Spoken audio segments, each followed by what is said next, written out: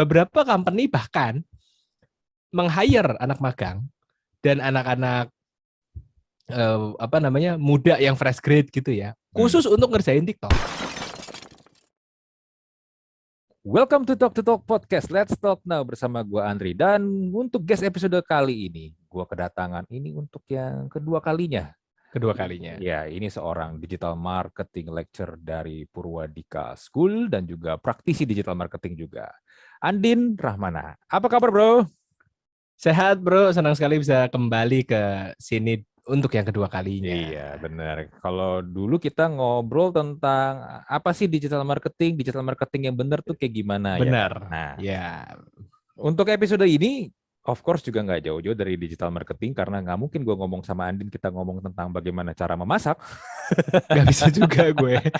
Iya kan? Nah, kemarin nih dia di Twitter baru aja bikin sebuah thread yang menurutku threadnya tuh bagus banget tentang tren sosial media di tahun 2022. Sekarang kan kita pas lagi recording ini udah Desember 2021 ya, udah persiapan di tahun 2022 sebentar lagi.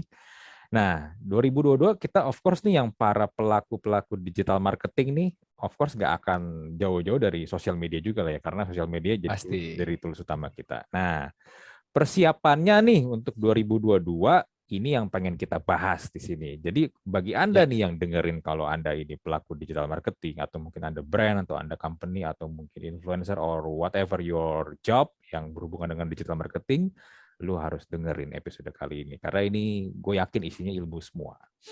So nomor satu nih ini yang gue lihat dari thread lu ini nih kan lu kan ngambil source-nya nih dari HubSpot dan Talkwalker ya. Talkwalker. Nah, yang merilis laporan social media trends 2022.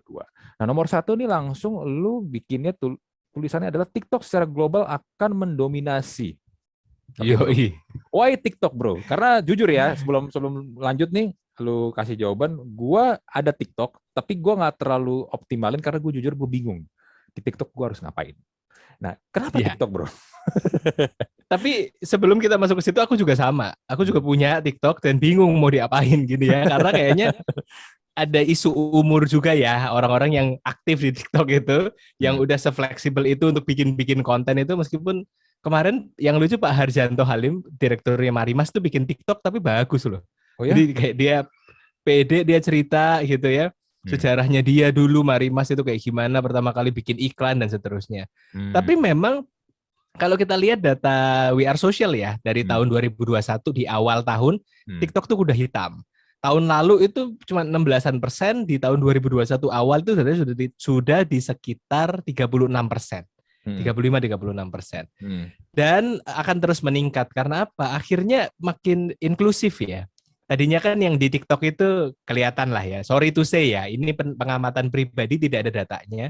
Tapi mostly itu lebih ke youth yang anak-anak muda yang muda banget dan yang aktivitasnya itu kalau kita ngomongin kelas sosial, kesannya itu kayak Instagram tuh kelas sosialnya lebih tinggi daripada TikTok kesannya gitu. Sorry to say ya, tapi yang pengamatan yang kita lihat sih begitu gitu ya. Dan kita analisis juga kok kesannya yang ada di TikTok itu yang joget-joget gak jelas, terus drama-drama gak jelas gitu. Tapi akhirnya sekarang aku sudah ngasih corporate training ke berbagai brand. Brand itu semakin sadar bahwa TikTok ini makin luas nih jangkauannya gitu ya. Karena kan fresh ya, konten-kontennya fresh. Kita di Instagram pasti ngelihat konten yang sangat kejaga lah gitu, indah-indah doang gitu kan.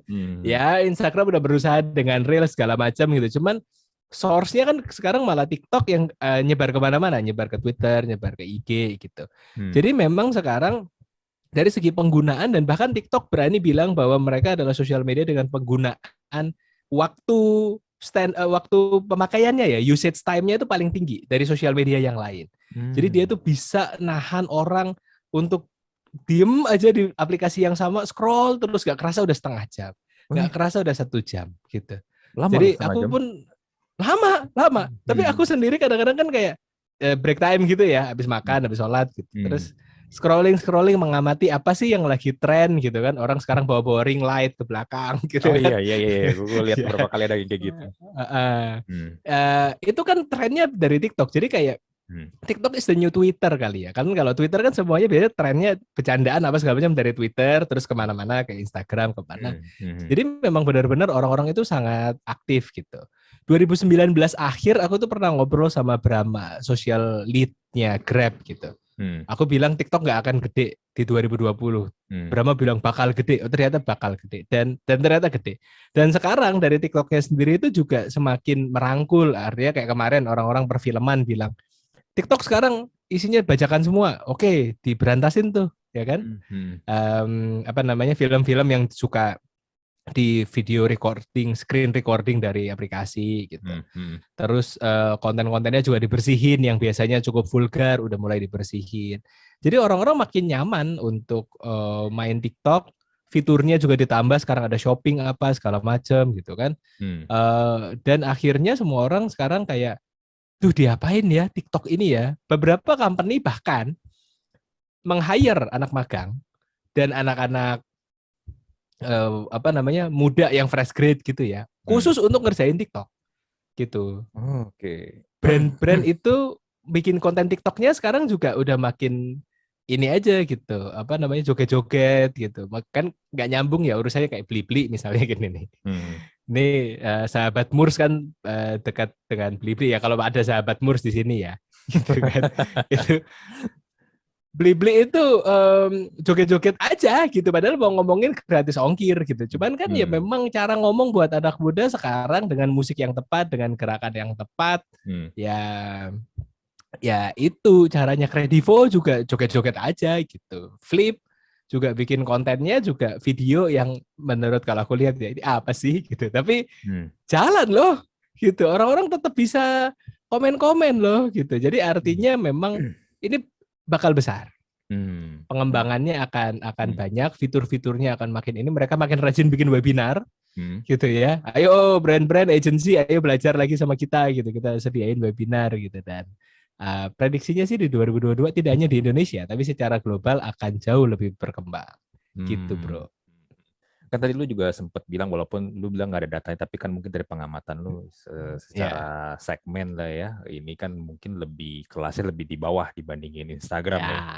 Nah, gue pernah ada dengar beberapa teman gue yang di TikTok ya lumayan oke lah, pernah ada beberapa videonya yang bisa nyampe reach-nya tuh view-nya sampai jutaan. Tapi mereka punya problem gini bro, ketika mereka mau pindah, kan biasa kan kalau konten creator itu kan omni channel ya, kita ada di beberapa platform lah. Beberapa ya kan? bersamaan. Gue pun ada di YouTube, ada di Spotify, ya gue kalau di Instagram ya mungkin lebih ke teaser-teasernya doang. Nah, tapi gue buat mereka, kalau mereka udah top nih, udah pernah FYP juga di TikTok, kalau mau switch ke yang lain tuh susah bro. Kayaknya tuh orang-orang di TikTok ini nih nggak mau pindah. Susah untuk lu alin. Beda kan kalau mungkin lu di Instagram lu rame nih. Lu udah rame nih follower, atau lu di Twitter lu udah rame nih. Lu kalau misalnya lu ada bilang gue juga ada YouTube nih. Masih lebih gampang kan buat mindahin mereka dari ini ke YouTube kan. Ini di TikTok ini katanya susah, Bro. Kalau menurut pengakuan beberapa teman gue ya, dan juga katanya kalau misalnya mau buat jualan, ya dia bilang conversion rate-nya untuk sampai ke sales terjadi penjualan itu sebenarnya di TikTok tuh memang engagement gede-gede, tapi itunya kurang bro. Apakah ini ada pengaruhnya nggak dari tadi yang lu bilang nih, segmennya nih? Jadi mungkin daya belinya juga jadi lebih berkurang atau gimana nih?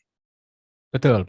Jadi memang kan kalau kita lihat pengamatannya ya kan, kita kan kalau mau analisis ya kelihatan dari komen, kelihatan ya dari engagement-nya gitu kan, cara orang-orang berinteraksi di sana gitu. Dan kita bisa lihat kalau ya memang tampak tersirat bahwa ini mostly middle low gitu ya, kita bisa sebut begitu. Jadi ketika kita bawa lagi kemana-mana, mereka memang sudah terlanjur enjoy dengan platformnya, dan mungkin memang ya itu bite size-nya. Jadi memang di sisi lain TikToknya itu menjaga biar orang tuh nggak kemana-mana.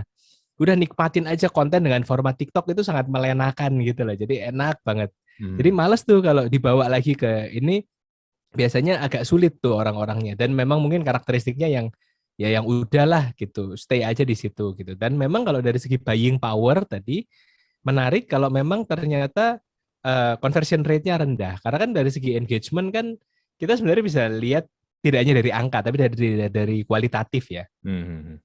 Profilnya tuh kayak gimana sih, cara ngomongnya tuh kayak gimana sih, kira-kira orang-orang ini tuh target audiens kita bukan sih yang mau beli gitu. Jadi artinya memang untuk awareness bagus sekali. Karena algoritmanya itu masih dijaga banget untuk bisa algoritmanya itu dijaga banget untuk bisa langsung nyebar secara organik gitu. Ini banget gitu loh, tersebar banget, distributed well banget gitu. Nah itu sih yang membuat akhirnya orang-orang kayak TikTok based banget. Jadi ketika ketika kita ngarahin mereka ke YouTube gitu kan, akhirnya kayak mereka nggak so into, atau kita ngarahin mereka ke Spotify misalnya. Ya bukan dunianya, aku tuh nongkrongnya di sini gitu, bro. Jadi emang ada kolam baru aja sih, bukan kolam-kolam yang biasanya, tapi ini memang kolam baru aja gitu. Berarti memang approach-nya memang harus berbeda lagi ya untuk di TikTok sendiri ini nih. Iya betul. Sih. Ya tapi to be honest, gue ada, kayak tadi gue bilang, gue ada, tapi gue masih belum bisa optimalin sih. Ini mau gimana, gue kebanyakan juga ngepost ya paling ya teaser dari podcast gue aja. Ya, udah potongannya. Gitu. Iya, potongannya aja. Temen ya kalau bener-bener yang kayak gue ngomong gitu terus gue ting tiba-tiba ada muncul tulisan di sebelah gue, itu gue jujur ya, karena yang gue lihat pun ternyata untuk memproduksi video let's say cuma 1 menit 2 menit itu bikin lama lu bro. Betul, itu capek loh. Jadi memang kenapa kok ada yang perusahaan-perusahaan yang memang hire spesialis ya, anak-anak muda fresh grade atau anak-anak magang khusus buat bikin short video dan TikTok, karena mereka energinya itu lihai gitu loh. Untuk syutingnya kayak gini, nanti dipotongnya kayak gini, dimasukin musik di sini, transisinya ini, filternya ini, ideas sampai executionnya itu emang kayaknya udah bukan umur kita, bro. Artinya kita ini ya udah mulai menua jangan-jangan nih. Kayaknya sih gitu ya.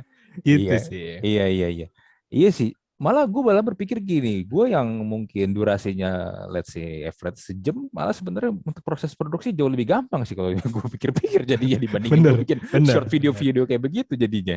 Iya, itu dia sih. Challenge-nya itu. Karena ini kan totally different format ya. Kalau orang dulu masih bisa bikin satu konten dimasukin ke IG, ke Twitter, ke Facebook sama gitu. Nah, kalau ini kan emang harus benar-benar bikin ala TikTok. Jadi emang mereka kontennya cukup ini sih ya, cukup punya gaya sendiri juga gitu. Pendekatannya harus beda. Oke, berarti ini TikTok nih ya yang bakal di sini juga tulis brand harus mulai serius garap TikTok dan kontennya harus lebih personalized. Ya, lu menekankan juga kalimat di situ tuh. Ya. Karena kalau nggak gitu, buat apa bro? Maksudnya brand nih masuk nih, dia potong TVC-nya, ya kan?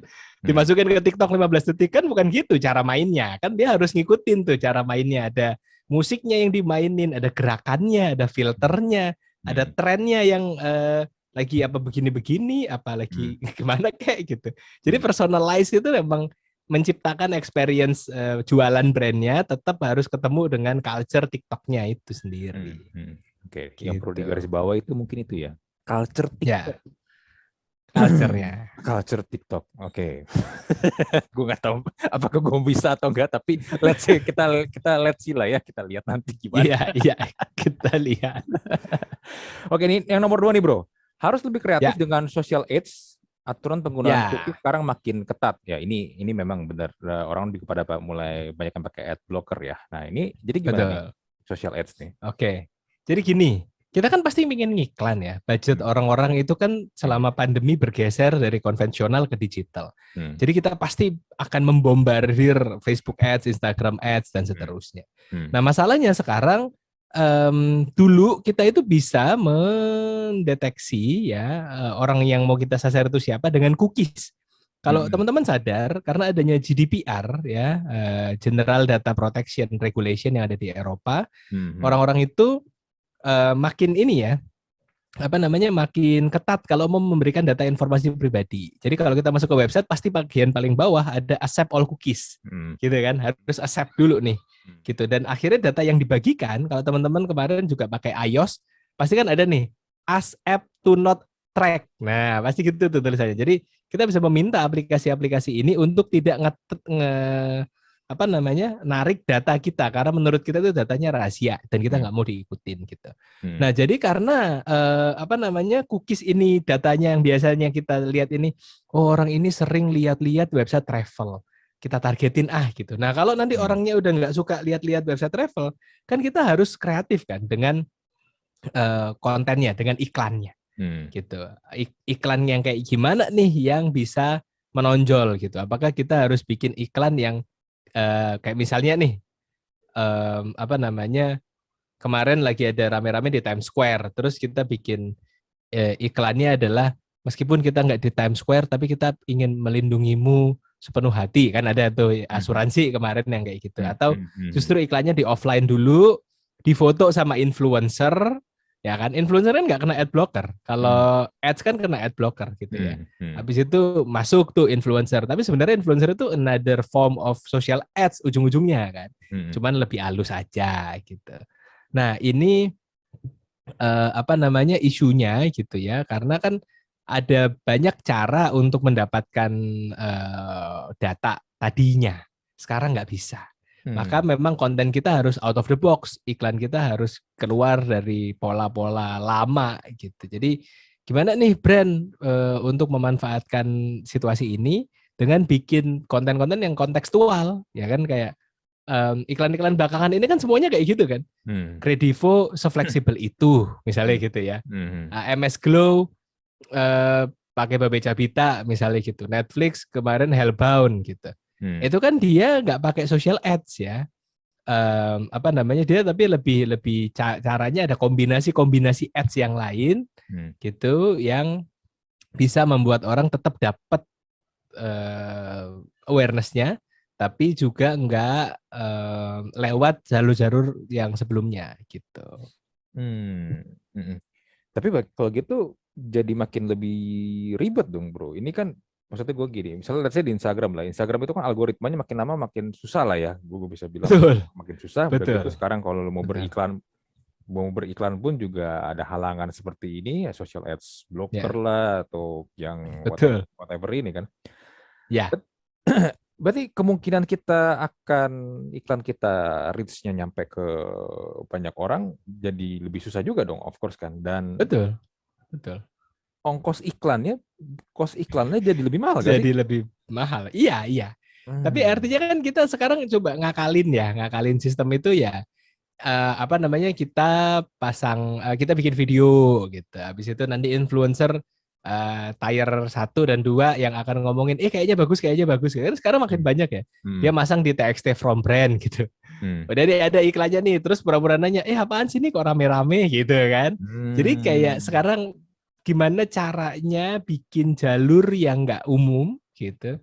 Tapi kayak, ada rame-rame video apa nih, orang berantem lengkoas gitu, rendang gitu kan. Ibu-ibu berantem rendang. Wah, diramein pakai akun apa, terus diginiin. Jadi memang journey-nya makin panjang, iya. Tapi akhirnya kan di situ ada sisi kreativitas yang dieksplor lagi gitu. Yang tadinya cuma sekedar langsung gitu kan ya, ada iklan gitu. Tapi sekarang agak belok dulu, tapi kemasannya akan jadi lebih fun gitu. Kalau gitu profesi buzzer masih ini dong bro, masih laku dong kalau kayak gitu. Kalau buat rame-rame tergantung. Tapi di sisi lain, influencer itu sekarang apa ya?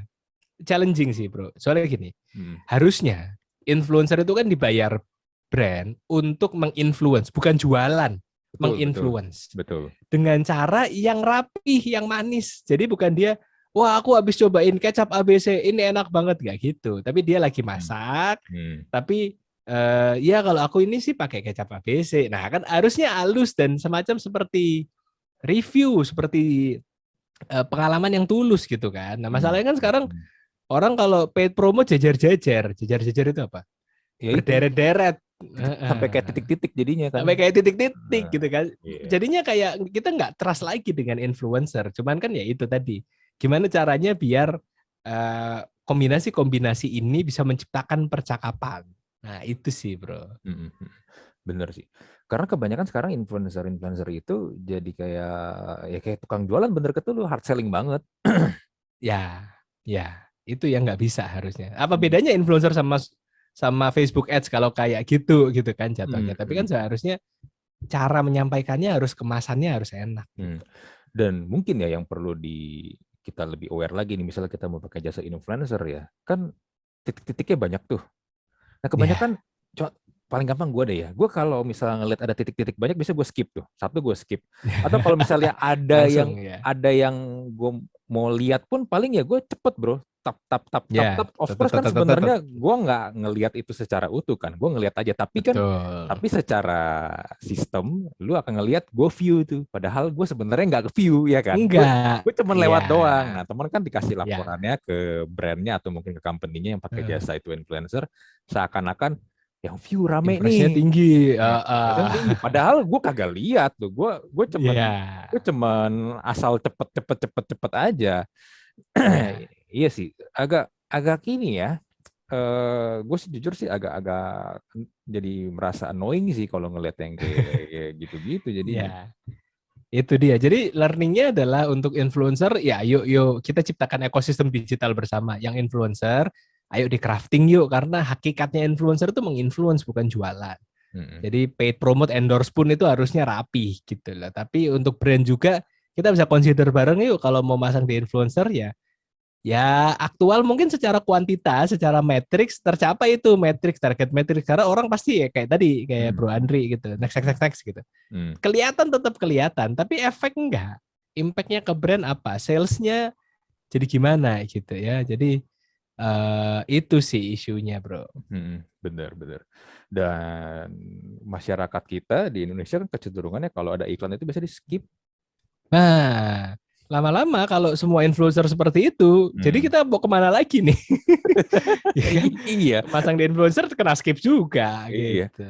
Makanya gini, gue kan ada beberapa lah ya yang ini kan minta, ya biarpun bukan brand-brand gede, tapi mungkin kayak misalnya beberapa temen gue juga dia punya produk apa, dia ada jualan apa, mau masuk ke podcast gitu kan. Gue biasa tuh gue bilang sama dia, tapi gue nggak mau ini ya. Kayak misalnya gue taruh di awal, sebelum mulai kita ini nih ada kopi apa gini, kopinya ini di sini, alamat sini. Gue bilang gue nggak mau kayak begitu, karena gue bilang sama dia, jujur kasihan di lu juga, lu udah bayar ke gua, tapi lu nggak akan mungkin lu nggak akan mendapatkan impression yang banyak, karena kenapa? Mungkin karena mereka tahu, lihat sekitar 5 menit di awal kita ngomongin beriklan tentang produk lu itu, orang biasa tuh akan skip setelah 5 menit tuh. Iya. Jadi hilang, sama aja bohong. Iya, produk lu nggak akan orang lihat, nggak ditonton akhirnya kan. Nah mendingan misalnya gini, lu ada produk kopi, mending kita ngobrol aja nih tentang kopi nih. Nah, iya kan. Nah, sambil kita bahas-bahas, lu ternyata juga buka coffee shop. Oh, di mana? Oh, di sini. Akan lebih enak gitu loh, karena orang juga ngikutin conversation-nya dibandingin lu beriklan kayak begitu. Betul. Ya, artinya ini kan kita harus win-win ya. Objektif kita kembali lagi adalah menjual produk sih. Cuman kan caranya ya nggak harus dengan straightforward gitu loh, karena ya balik lagi bro, dua-duanya nggak menang gitu kan. Iya, kita yang punya platform dicap lah, naruh placement di produk di platform lu nggak jalan lah karena caranya nggak sesuai gitu. Jadi emang harus ketemu sih kedua sisi itu. Iya, kalau gue sih lebih ini ya, suggest-nya begitu sih, atau ya karena kita itu lebih suka dikasih apa ya, ada ceritanya, ada sesuatu yang mungkin bisa lebih nyangkut ke mereka dibandingin lu jualan yang bener-bener jualan sih. Orang makin lama makin kesini makin benci sih sama kayak begitu-begitu kalau gue bilang sih ya. Iya. Gitu. Yang lucu bro, satu sebelum kita lanjut ke nomor selanjutnya. Tadi pagi itu lihat apa ya di Twitter kok.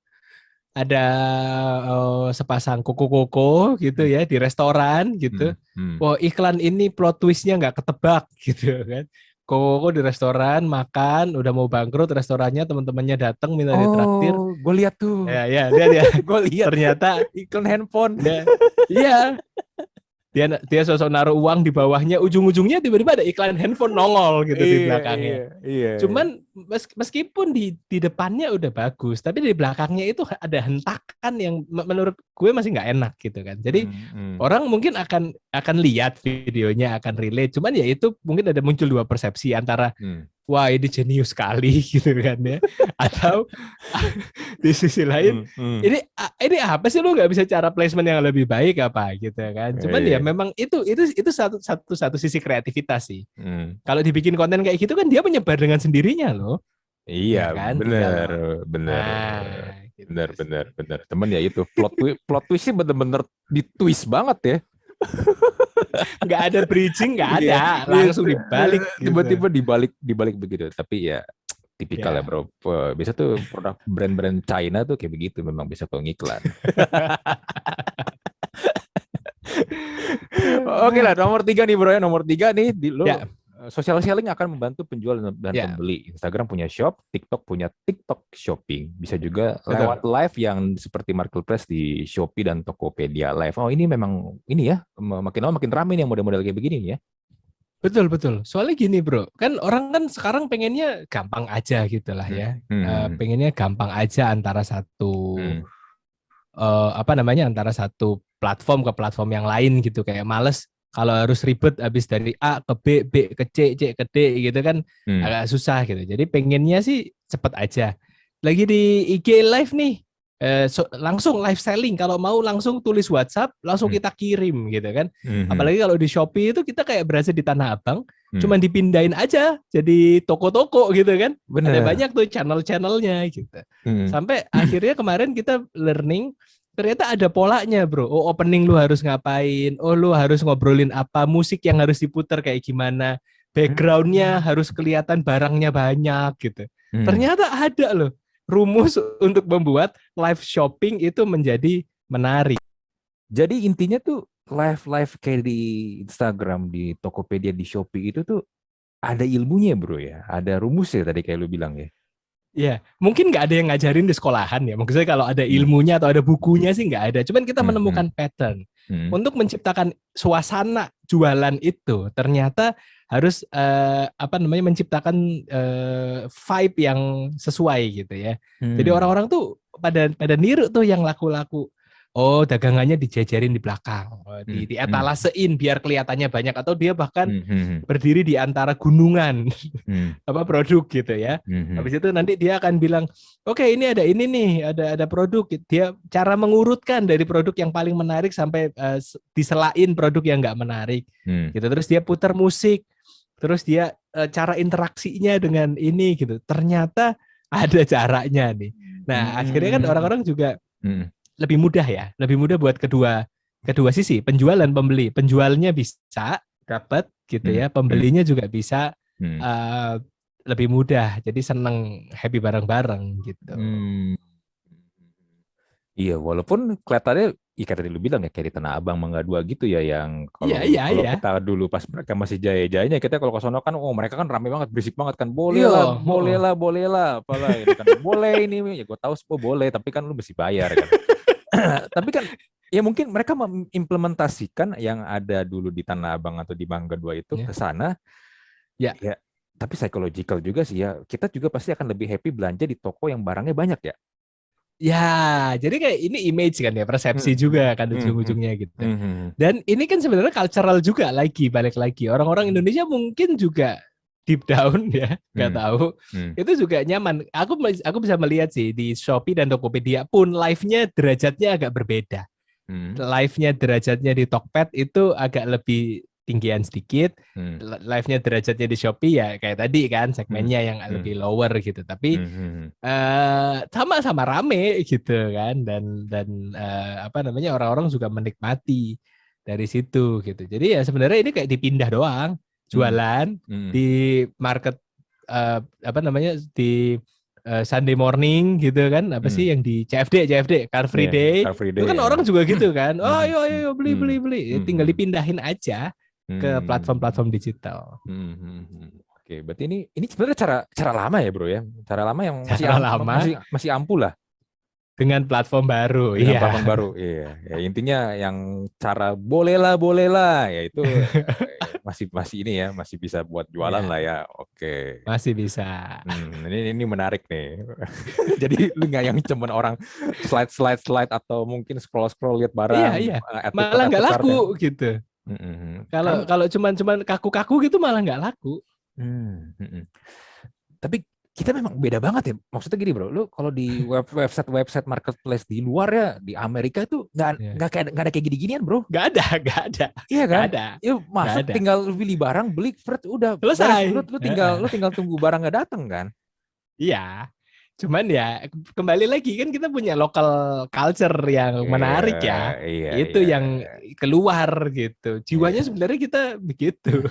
Tinggal pindah tempat aja. Iya, kita jiwanya memang masih jiwa Tanah Abang Mangga 2 sih sebenarnya. Iya. Oke, lanjut nih ya.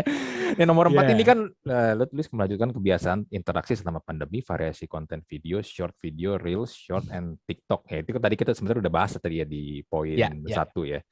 Nah, tapi di sini lu juga ada nulis audio, Space and Clubhouse akan terus berlanjut. Nih bro, talk about audio. Emang Clubhouse masih ada yang ini ya?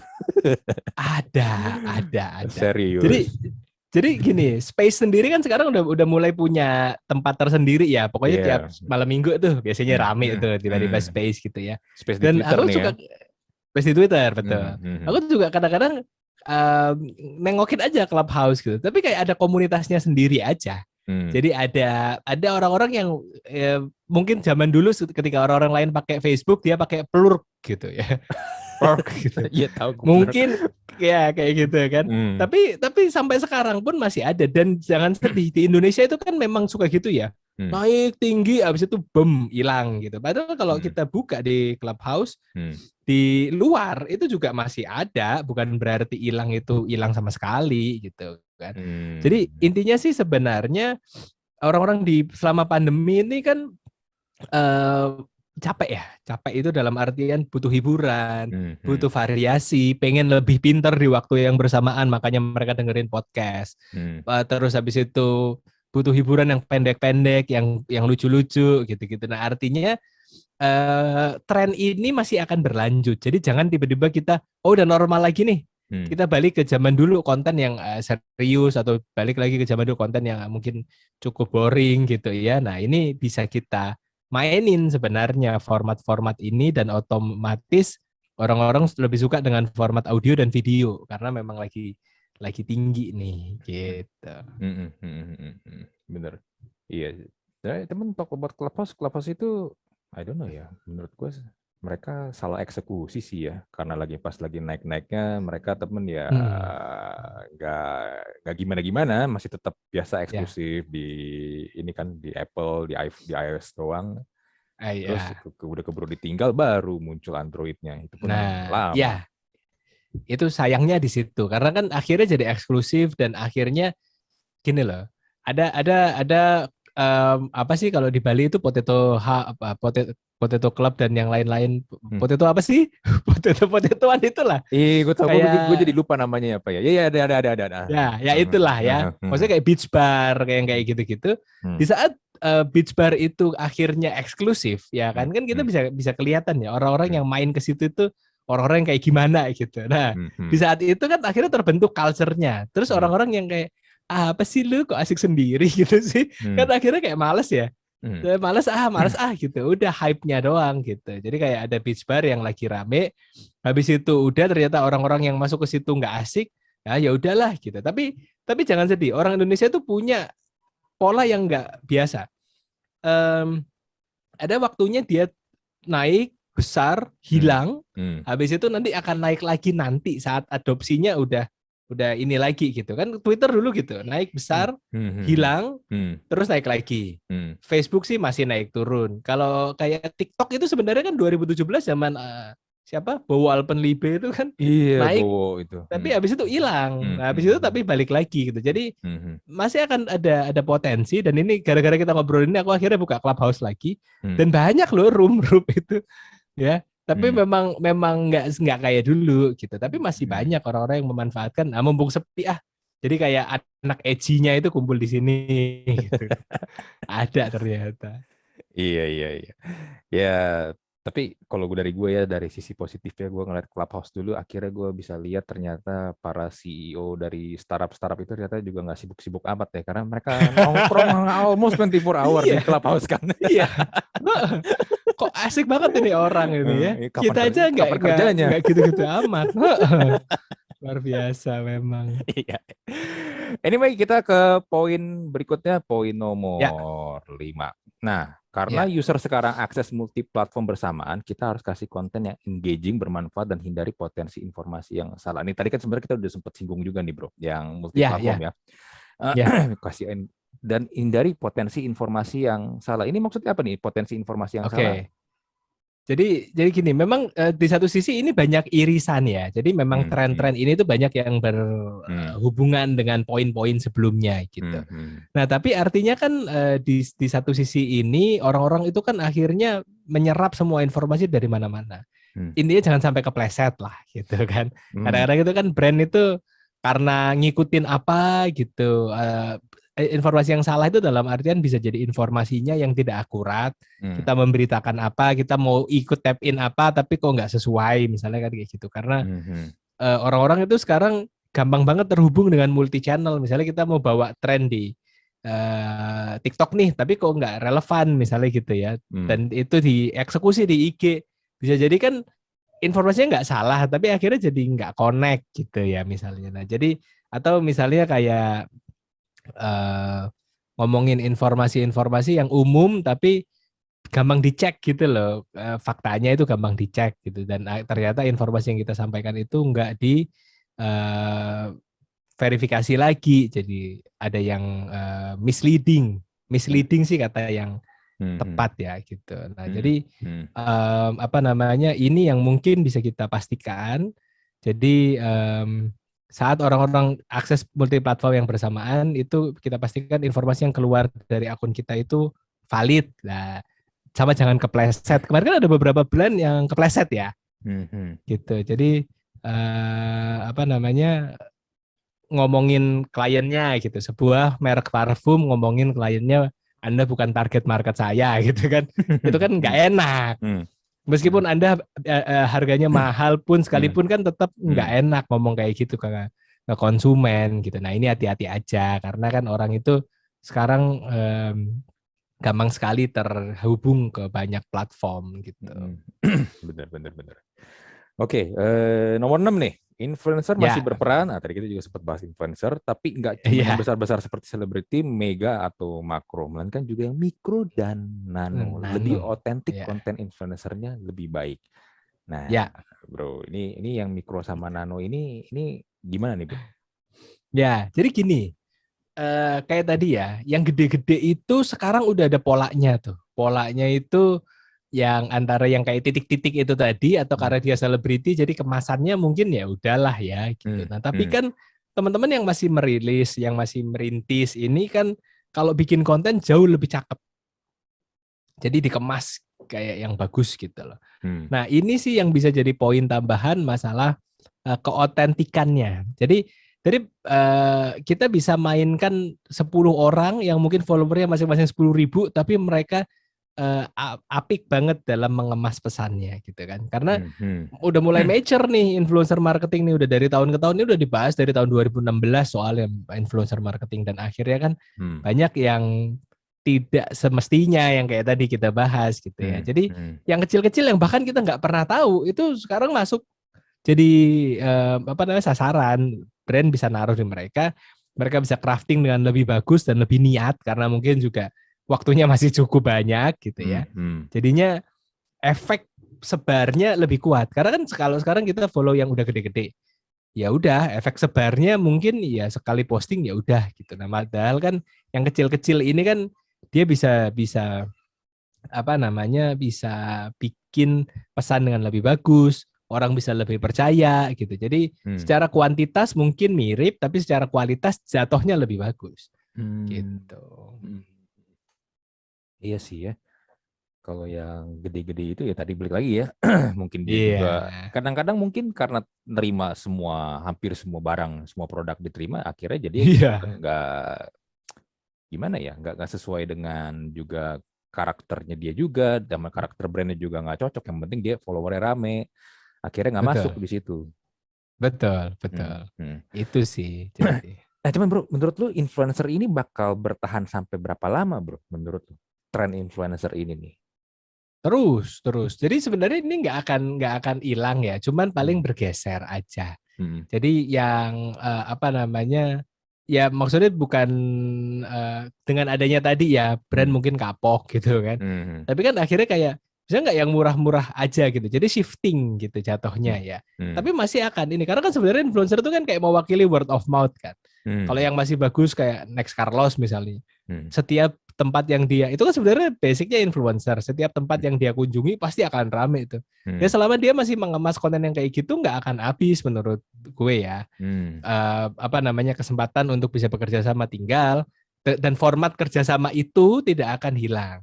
Tapi mungkin ya itu tadi akhirnya kalau distrust ada influencer-influencer yang sekedar posting ramean gitu akhirnya jadinya pindah lagi ke influencer yang lebih kecil atau main komunitas nanti ke depannya gitu. Tapi masih kok dalam 1, 2, 3 tahun ke depan kayaknya masih. Oke. Jadi ini masih inilah ya, Gitu. masih menjanjikan lah ya. Kalau Masih buat menjanjikan. orang-orang yang pengen menjadi influencer atau selebgram, ya masih bisa lah. Silakan Anda berusaha. Ya. Oke. Nomor 7. Udah nggak zamannya brand itu kaku dan satu arah. Oke, brand harus sejajar dengan audiensnya, ngobrol bareng dengan bahasa yang sama dan lebih banyak mendengarkan konsumennya ya dengan fitur-fitur yang tadi kita udah bicarain lah ya. Kita juga bisa kayak jualan di tadi marketplace kan juga banyak brand-brand gede juga jualan juga kayak gitu ya di marketplace itu kan langsung dengan konsumennya langsung tuh interaksi. Oke, nah betul. nomor 8 nih bro, ini yang menarik nih bro. Siap-siap aja dengan metaverse. Nah, kalau di sini mungkin udah mulai banyak pemakaian virtual reality dan augmented reality. Ke depan akan makin canggih lagi. Nah, ini sih bro. Ini sih serem sih. Jadi apa namanya kita tadi pagi baru ngomongin ada 2022 tahun metaverse gitu ya. Ada satu artikel yang ngomongin tentang itu gitu. Tapi kan kita semua masih mempelajari ya pola ini gitu. Ini akan diapain, bisa diapain dan seterusnya. Kalau sekarang aja kan sebenarnya pemakaiannya juga udah mulai banyak ya gitu. Mata uangnya, experience AR, habis itu VR gitu kan. Itu kan udah mulai banyak tuh brand-brand sebenarnya yang menggunakan itu. Nah, tinggal kita menyesuaikannya ada gini, kan metaverse itu kan gede banget ya. Kita nggak tahu nih mana yang achievable untuk dilakukan dalam waktu singkat gitu. Dan mana yang sebenarnya bisa kita apa namanya wujudkan sederhana. Misalnya kita kayak di sini digambarkan kayak ada virtual meeting gitu kan, virtual meeting tapi representasi orang-orang dari kita gitu. Jadi kayak kita Zoom tapi yang nongol itu avatar kita saling ngobrol dan itu mencerminkan diri kita gitu ya. Nah, ini kan sebenarnya banyak ya yang bisa kita adopsi gitu. Cuman di Indonesia itu kan kayaknya agak telat setahun 2 tahun gitu kan ya biasanya ya. Perlu waktu gitu. Tapi seru sih. Ini nanti mungkin aku bisa share karena di Indonesia ini ternyata udah banyak nih venture investor dan partners yang nanti akan mewujudkan negeri digital apa namanya metaverse ini ya kota virtual hyperrealistik pertama ini bakal ada nih di tahun 2022. Nanti aku forward deh ke Bro Andri. Jadi kayak wah bisa diapain nih gitu kan ya. Tapi untuk mewujudkan ke situ kita brand itu kan pasti ini ya mengadopsinya juga nggak bisa langsung karena kan teknologinya sendiri nggak murah ya untuk develop yang kayak gini-gini. Tapi udah mulai ini nih membayang-bayangkan nih. Oh ntar berarti gue kalau bikin pameran ada virtual pameran, ada orang-orang jualan di sana, nanti mata uangnya nanti juga digital. Udah kayak ada dunia baru gitu kan sama sekali gitu. Orang akan masuk ke avatarnya terus ngerasain showroom mobil dengan VR dengan AR gitu-gitu kan. Jadi emang sebenarnya ini karena adanya pandemi ini kan membuka banyak peluang, salah satunya ini dunia baru digital yang apa namanya yang kayak gitu. Itu Pak. Bisa dibilang ini nggak sih kayak di film The Matrix jadinya kita nih? Bisa, tapi ya maksudnya The Matrix yang dulu itu kan dibuat tahun 2000-an ya. Nggak tahu itu 90-an atau 2000-an. Itu mungkin nggak sama dengan mungkin nggak sama dengan apa yang kita akan hadapi di tahun-tahun depan ini gitu. Jadi sebenarnya akan ada model The Matrix baru nih yang kita sendiri masih meraba gitu ya. Gitu. Iya. Mungkin ya kalau yang gue lihat nih ya di kondisi sekarang ini, mungkin game Roblox itu mungkin bisa menggambarkan metaverse tuh kayak gimana kali ya. Nah, aku sendiri belum ngerasain tuh Roblox itu seperti apa. Jadi aku belum bisa jawab nih gitu. Tapi memang orang-orang menunjukkan Minecraft, Fortnite, Roblox gitu ya, dan metaverse lain itu yang akan dikembangkan lagi itu kayaknya arah-arahnya kayak gitu. Dan itu disebutkan dalam research ini. Iya sih. Ya, gue sih kepikirannya kalau memang ini nanti bisa diimplementasiin, semua orang juga bisa pakai nih, harga juga lebih terjangkau, ya kita nge-podcast di dunia metaverse, bro. Ya, kita podcast pakai avatar dia. gitu. Jadi sambil ngobrol gitu kan, tapi kan ya itu dia. Untuk mewujudkannya pasti nggak gampang. Iya, bener. Lu kemarin gue nggak tahu lu nonton atau enggak, waktu itu Oprah sempat mempraktekkan dia bikin talk show sama Barack Obama, tapi Oprahnya di mana, Barack Obamanya di mana, mereka pakai green screen sama-sama, tapi disatuin jadi di satu frame, jadi seakan-akan mereka tuh lagi ngobrol hadap-hadapan, tapi sebenarnya Oprahnya di mana, Barack Obamanya di mana. Ya, nah artinya gini sih bro, kan itu sudah kita wujudkan dalam bentuk mata najwa kalau nggak salah waktu itu ya, ada si Ridwan Kamil gitu. Nah artinya kan ya memang sekarang bentuk fisik itu berubah gitu ya, jadi bentuk digital gitu. Jadi ini sih yang mungkin bisa kita bayangkan gitu untuk menjadi representasi hidup kita sekarang. Jadi kita kayak hidup di dua dunia, itu beneran hidup di dua dunia gitu. Bener. Gitu. Iya ya, semoga sih ini ya manusia bisa mengkontrol semuanya ya. Gue sih ya gak tahu, mungkin karena gue suka nonton film science fiction juga. Amit-amit sih kalau kejadian kayak di film The Matrix itu terjadi. Kita dikontrol sama komputer sama mesin. Enggak sih. Cuman kan tapi orang-orang udah mulai berfantasi ya. Wah, kita lihat di ini nih, kita lihat di Black Mirror ya, yang ada robot yang kemudian robot bisa lari, kayak si anjing robot itu lari gitu kan, terus kayak ada robot-robot lain gitu kan. Kok robot-robot sekarang udah makin mirip virtual yang kita bayangkan ya gitu. Tapi ya intinya itu kan science fiction ya, yang nggak tahu kalau nanti tiba-tiba ada apa yang unexpected gitu. Tapi ya harusnya sih ini lebih ke bagaimana kita bisa mendigitalkan situasi sekarang sih, itu aja sih. Kayaknya sih ini ya, lu berasa nggak sih perkembangan teknologi itu makin kesini tuh makin cepat. Dulu pas kita ngelihat kayak sekarang ada handphone touchscreen, dulu kan itu kita cuma bisa lihat di film kayak Star Trek ya. Ya, kan. Sekarang canggih banget gitu kan. Nah ini sekarang ada di genggaman kita, bro. Benar. Kita dulu kan mikirnya ke sekolah males bawa. Aku dulu mikirnya gitu kan, ke sekolah malas bawa buku banyak. Bisa nggak sih buku itu jadi satu komputer aja gitu. Nah sekarang kan kejadian, malah sekolahnya sambil di rumah gitu. Jadi sebenarnya apa yang kita bayangkan di dulu itu sudah terjadi sekarang, dan apa yang akan terjadi nanti ya itu akan terjadi gitu.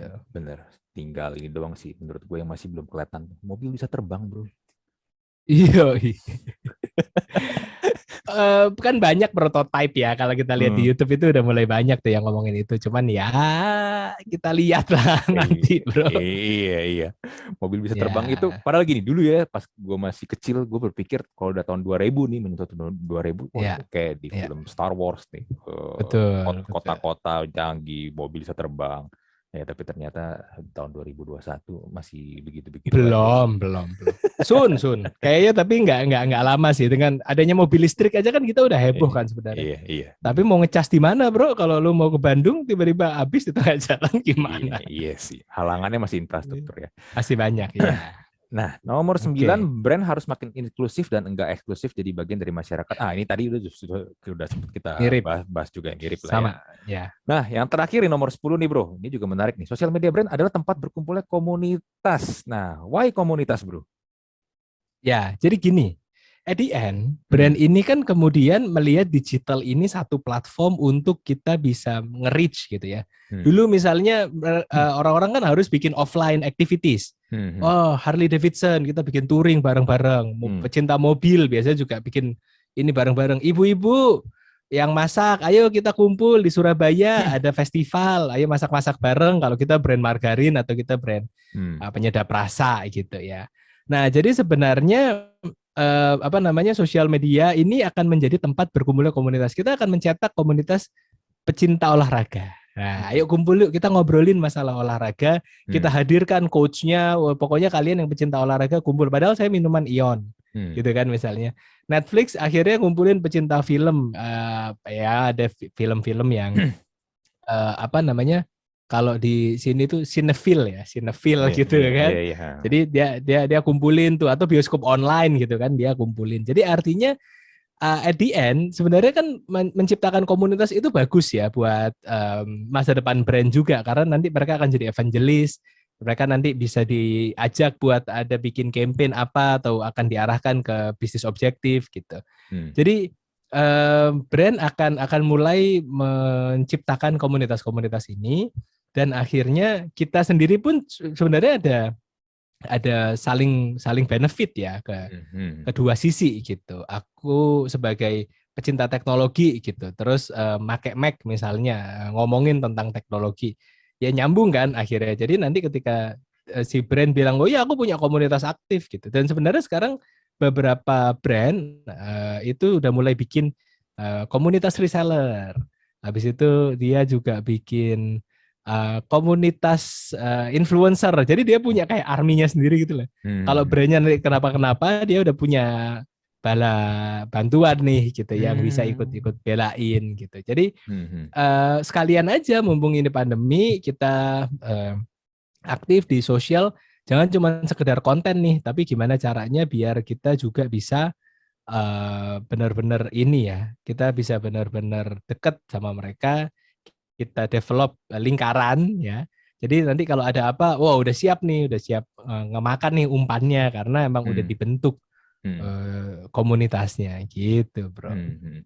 Oh, berarti kalau kayak gini yang in charge di community-nya ini nih yang harus ini nih, bro, kuat nih. Karena yang gue lihat kebiasaan kalau di komunitas di Indonesia, biasa kan orang Indonesia suka ngumpul, bikin komunitas yuk, komunitas A, B, C, tergantung nilai, tergantung produk atau tergantung hobinya. Tapi ujung-ujungnya rame di awal doang. Ya. Habis itu hilang. Nah, yang kedua nih, ujung-ujungnya jadi transaksional. Di situ cuman interaksinya jualan-jualan doang. Ya. Nah, karena kan di sosial media ini selalu kita bilang ada kata sosial ya. Sosial itu kan gimana kita berhubungan dengan yang lain, dan ini kan it's all about relationship gitu. Jadi kalau kita sama-sama antusias, ibu-ibu pecinta masak kumpul di ininya Kecap Bango, ya dia kasih tuh YouTube konten tentang Kecap Bango, dia kasih voucher, dia kasih apa, wah pokoknya ibu-ibu pecinta masak kumpul semua di sini. Akhirnya kan tidak transaksional tadi, dan memang beneran ada relationship yang dibangun gitu. Nah itu sih yang dicoba dikembangkan oleh brand zaman sekarang. Wah, aku bikin lingkaran ibu-ibu suka masak, lingkaran pesepeda, lingkaran pelari. Misalnya minuman ion bisa punya banyak lingkaran kan, lingkaran pelari, lingkaran pesepeda, lingkaran ini, wah sekali tembak enak nih gitu. Jadi win-win sih sebenarnya. Kita juga merasa dirangkul gitu kan sama mereka gitu. Oke, bro, ini 10 poin gue bilang sih untuk yang mungkin ya untuk yang dengerin podcast episode kali ini, para pelaku para marketer ya, para pelaku bisnis juga nih, kalau yang dengerin nih sebenarnya PR-nya lumayan banyak nih ya kalau ingin tetap bisa eksis lah ya. Gue ngomong paling basic dulu, eksis di tengah gempuran konten di mana-mana nih. Ini sebenarnya PR-nya banyak, dan menurut gue nih yang mungkin paling penting adalah membangun ini ya, sekali lagi membangun hubungan relasi yang kuat antara brand dengan customer-nya. Itu mungkin yang perlu kita garis bawahi paling tebel lah di sini. Karena terakhir pun lu menutup dengan membangun komunitas. Ya. Jadi nggak sekedar rame-ramean doang gitu loh, bro. Kan kalau zaman kemarin ya udahlah sekedar posting, sekedar ngiklan. Nah, ini kan challenge-nya makin banyak lagi nih. Ngiklan yang kayak gimana nih? Posting yang kayak gimana nih? habis posting dijadiin komunitas nggak nih? Brandnya udah inklusif nggak nih? Belum lagi nanti tantangan ke depan mau dibikin metaverse-nya bakal gimana nih? Nah, jadi Iya, bener bro. challenge-nya makin seru gitu. Blueprint-nya tuh harus ini ya, panjang ya. Karena ya gue sampai sekarang Ya, masih juga sering nemuin sih orang-orang tuh pengen digital marketing gitu karena berpikir digital marketing itu kayak ini, kayak magic. Dengan lu pakai digital ya, marketing, semua akan mulus, semua akan ya penjualan lu naik. Ya padahal nggak begitu kan. Prosesnya nggak betul, betul. panjang. Prosesnya panjang, prosesnya Hmm. panjang. Oke bro, ini menarik. Siap. Menurut gua harusnya juga untuk yang dengerin episode podcast kali ini juga harusnya dapat banyak ilmu dari lu nih. Yes, yes. Dan lu juga guru, lu dosen, ya kan lu juga praktisi dan harusnya sih ilmunya juga bukan ilmu yang ecek-ecek ya. Semoga Eh, bisa bermanfaat juga buat yang dengerin. harus bermanfaat sih harusnya nih buat para pendengar episode podcast kali ini. Oke bro, Siap. gue nggak mau ganggu lu lama-lama karena gue tahu lu mau meeting bentar lagi. Yes, thank you. So gue Senang sekali tapi bisa ya, ada di sini. gue yang thank you banget lu udah bersedia buat berbagi di sini. Oke lah, gue close lah ya untuk episode Talk to Talk podcast kali ini. Gue Andri dan Andin Ramana mohon pamit. Kita jumpa lagi di Talk to Talk podcast episode berikutnya. Bye.